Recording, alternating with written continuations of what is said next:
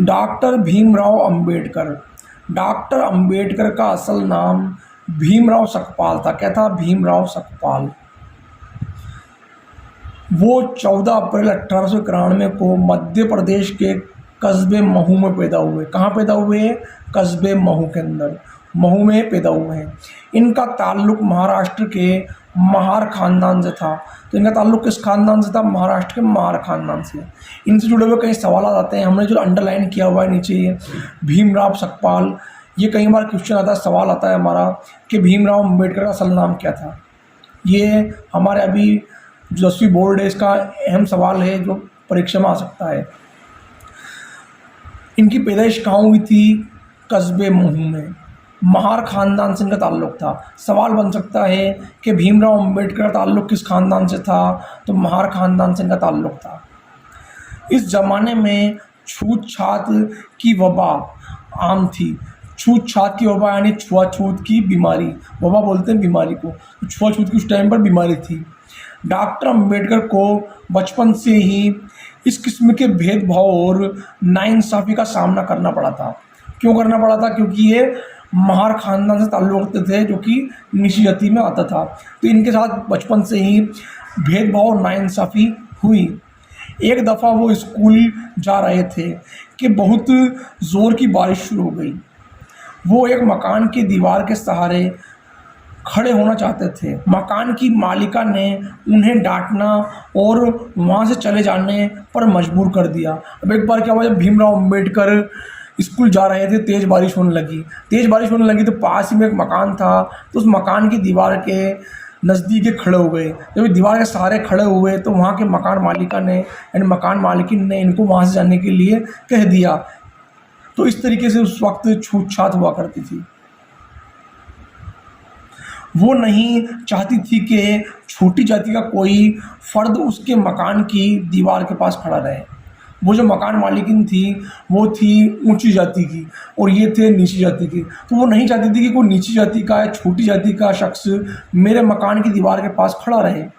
Doctor Ambedkar अपने उस्तादों का बेहद एहतराम करते थे।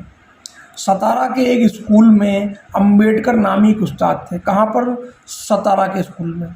सतारा महाराष्ट्र में है और यहाँ के स्कूल में अम्बेडकर नामी एक उस्ताद थे। किसके? भीमराव सकपाल के उस्ताद, जो जात पात की तफरीक को नहीं मानते थे। अम्बेडकर ऐसे उस्ताद थे जात पात के भेदभाव को नहीं मानते थे, छुआछूत को नहीं मानते थे।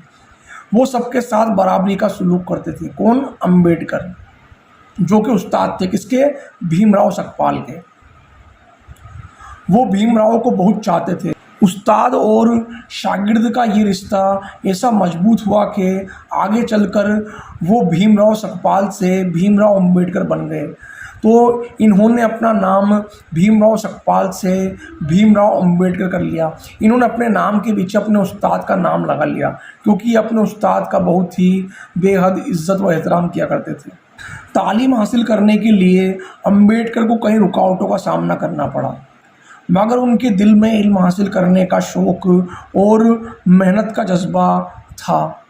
अब देखिए, भीमराव अम्बेडकर को जब इल्म हासिल करने के लिए, तालीम हासिल करने के लिए बहुत रुकावटों का सामना करना पड़ा क्योंकि ये छोटी जाति से आते थे, मगर इन्होंने हार नहीं मानी क्योंकि इनको शौक़ था इल्म हासिल करने का और मेहनत का इनके अंदर जज्बा था जो कि कूट कूट कर भरा हुआ था।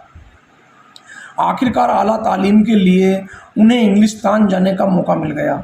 अब देखिए, इन्हें आला तालीम यानी होता उच्च शिक्षा, उच्च शिक्षा या ऊंची शिक्षा हासिल करने के लिए इनको इंग्लैंड जाने का मौका मिल गया।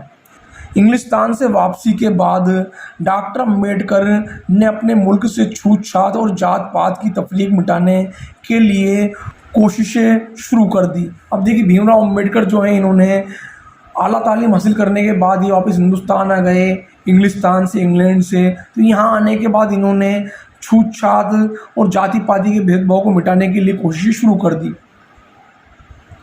छूत छात की इस लानत ने मुल्क को काफ़ी नुकसान पहुंचाया। तो छुआछूत की बीमारी फैली हुई थी उस वक्त हमारे मुल्क में।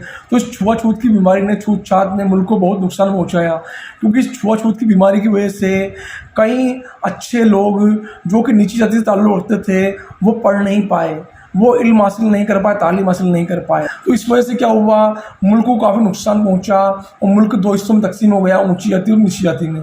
तो अम्बेडकर इस छुआछूत के फ़र्क को, ऊंची नीची जाति के फ़र्क को मिटाना चाहते थे। इसकी वजह से मुल्क का एक बड़ा तबका गुर्बत और जहालत का शिकार रहा। अब देखिए, छुआछूत की बीमारी की वजह से मुल्क का एक बड़ा तबका जो कि निचली जाति के लोग थे वो तालीम से महरूम रहे, दूर रहे। इस वजह से एक बड़ा तबका क्या हुआ, जहालत और गुर्बत का शिकार रहा, गरीबी और जहालत में वो जीता रहा। अम्बेडकर ने अपने जैसे कमज़ोर इंसानों पर होने वाले जुल्म और नाइंसाफ़ी के खिलाफ आवाज़ उठाई। अम्बेडकर ने निचली जाति के लोगों के साथ होने वाले जुल्म और नाइंसाफ़ी के खिलाफ आवाज़ उठाई। गांव-गांव और शहर-शहर जाकर लोगों को बेदार किया। बेदारी मतलब जगाना, लोगों को जागरूक किया, कहने का मतलब ये है। उनके दिल से खौफ दूर किया और उनमें खुद एतमादी पैदा की। अब देखिए, अम्बेडकर ने गांव-गांव, शहर-शहर जाकर लोगों को बेदार किया, जागरूक किया और उनके दिल से खौफ को निकाला। छुआछूत का खौफ उनमें बैठा हुआ था और खुद एतमादी पैदा किया। उनमें खुद में आगे बढ़ने की इच्छा को उन्होंने जगाया, उनको आत्मनिर्भर बनाने का इन्होंने बीड़ा उठाया। डॉक्टर अम्बेडकर का ख्याल था कि यह समाज में बाइज्जत ज़िंदगी गुजारने के लिए तालीम बेहद ज़रूरी है। अम्बेडकर ये मानते थे, भीमराव अम्बेडकर, कि समाज में बाइज्जत ज़िंदगी गुजारने के लिए तालीम बहुत ज़रूरी है। जब तक शिक्षा हमारे पास नहीं होगी, हम समाज में बाइज्जत ज़िंदगी नहीं गुजार पाएंगे। तालीम बहुत सी बुराइयों को ख़त्म कर देती है। उन्होंने कमज़ोर तबकों की तालीम के लिए कई इदारे कायम किए। अम्बेडकर का मानना था कि तालीम समाज में और लोगों में आई हुई बुराइयों को ख़त्म कर देती है। यानी तालीम ऐसी चीज़ है जिससे कि समाज में आई हुई कुरीतियाँ और लोगों में आई हुई बुराइयाँ ख़त्म हो जाती हैं। इसीलिए अम्बेडकर ने कमज़ोर तबकों के लिए कई स्कूल और कॉलेज कायम किए। तो उन्होंने स्कूल और कॉलेज उनके लिए खोले। मर्दों के साथ साथ औरतों की तरक्की पर भी तवज्जो दी। अम्बेडकर जो शख्स थे, इन्होंने औरतों की तरक्की पर भी ध्यान दिया, औरतों की तालीम पर भी इन्होंने ध्यान दिया, क्योंकि औरतें ही वह हैं जो कि बच्चे को अच्छा इंसान बना सकती है। वो अपने बच्चों को अच्छी तालीम दे सकती है अगर वो खुद तालीम याफ्ता हो। तो अम्बेडकर ने औरतों को तालीम देने पर भी तवज्जो दी। उनके लिए समाज में बराबरी के हुकूक की वकालत की। उन्होंने मर्द और औरत के बराबरी के हुकूक की वकालत की। उनका मानना था कि कोई किसी से कम नहीं है, जाति पाति का कोई फ़र्क नहीं होना चाहिए और ना ही मर्द औरत का कोई फ़र्क होना चाहिए। उनकी नज़र में क्या था, सब लोग बराबर थे। तो इसलिए उन्होंने अगर औरतों के हुकूक की भी तरफदारी की। डॉक्टर अम्बेडकर ने हमेशा कौमी इत्तेहाद और यगानियत पर जोर दिया। उनका अहम कारनामा हमारे मुल्क का दस्तूर है। अब अम्बेडकर का अहम कारनामा क्या है, हमारे मुल्क का दस्तूर। दस्तूर बोलते हैं संविधान को, यानी हमारे संविधान का जो प्रारूप है वो भीमराव अम्बेडकर ने ही तैयार किया था। जब हमारा मुल्क आज़ाद हुआ तो उसका दस्तूर यानी संविधान बनाने की जिम्मेदारी डॉक्टर अम्बेडकर को सौंपी गई। अब देखिए, अम्बेडकर बहुत पढ़े लिखे तालीम याफ्ता शख्स थे, तो इनको हमारे मुल्क का आइन यानी कि हमारा संविधान, दस्तूर बनाने की जिम्मेदारी सौंपी गई। इसीलिए उन्हें भारत के दस्तूर का मेमार कहा जाता है। किसको? अम्बेडकर को। भारत का ये अजीम रहनुमा 6 दिसंबर 1954 को इस दुनिया से चल बसा। यानी 6 दिसंबर 1954 को भारत की इस अजीम रहनुमा भीमराव अम्बेडकर का इंतकाल हो गया या देहांत हो गया। तो इस तरीके से ये थे भीमराव अम्बेडकर, जिनके बारे में हमने अहम मालूमात हासिल की है। चलिए चलते हैं इस सबक के सवालात की तरफ। सोचिए और बताइए। सवाल नंबर 1, डॉक्टर अम्बेडकर का पूरा नाम क्या था, उनका ताल्लुक़ किस खानदान से था? तो इसका जवाब है, डॉक्टर अम्बेडकर का पूरा नाम भीमराव सकपाल था। उनका ताल्लुक़ महाराष्ट्र के महार खानदान से था। ये इसका जवाब है। सवाल नंबर 2, भीमराव के नाम में अम्बेडकर क्यों शामिल हुआ? इसका जवाब है, भीमराव अम्बेडकर यानी भीमराव सकपाल सतारा के स्कूल में ज़ेर तालीम थे। तो वहाँ पर अम्बेडकर नामी एक उस्ताद थे जो कि जाति पाति के और छुआछूत के भेदभाव को नहीं मानते थे। तो उनसे मुतासिर होकर के भीमराव सकपाल ने अपने नाम के पीछे अपने उस्ताद अम्बेडकर का नाम लगा लिया। सवाल नंबर 3, छूत छात से मुल्क को क्या नुकसान पहुंचा? तो इसका जवाब है छूत-छात से मुल्क को बहुत बड़ा नुकसान पहुंचा कि मुल्क का एक बड़ा तबका गुर्बत और जहालत का शिकार हो गया। यानी ये लोग तालीम हासिल नहीं कर सके जो निचली जाति के लोग थे। सवाल नंबर 4, भीमराव अम्बेडकर का सबसे बड़ा अहम कारनामा क्या है?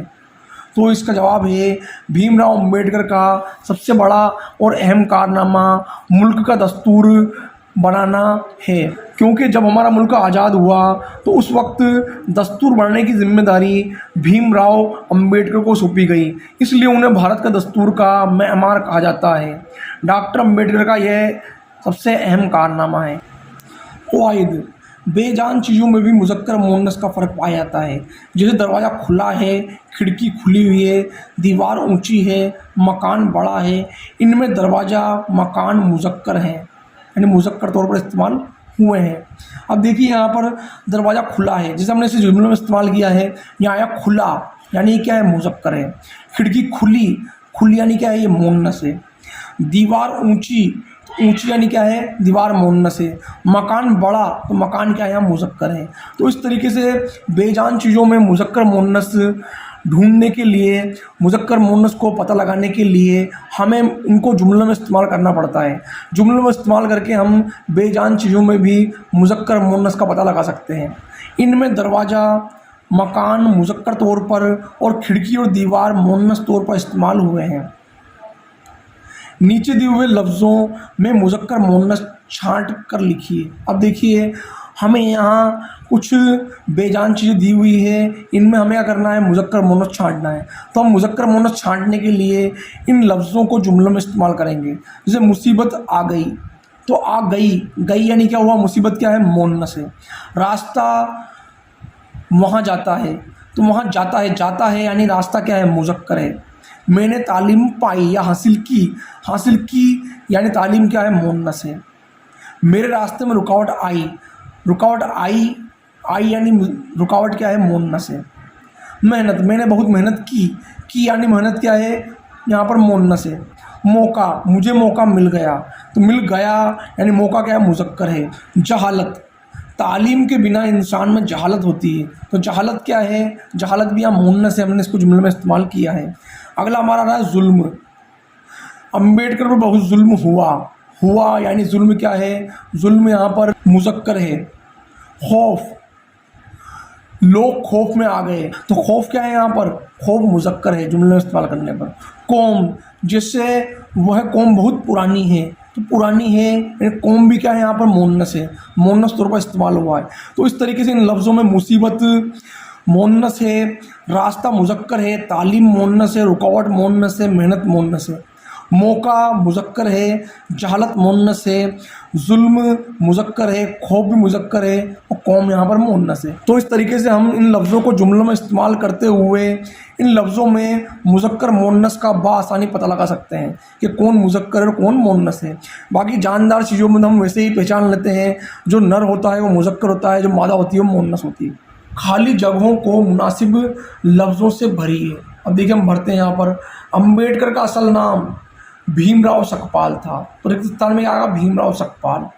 ये हमारे मॉडल पेपर में आया हुआ है और 10वीं बोर्ड में भी ये सवाल आ सकता है।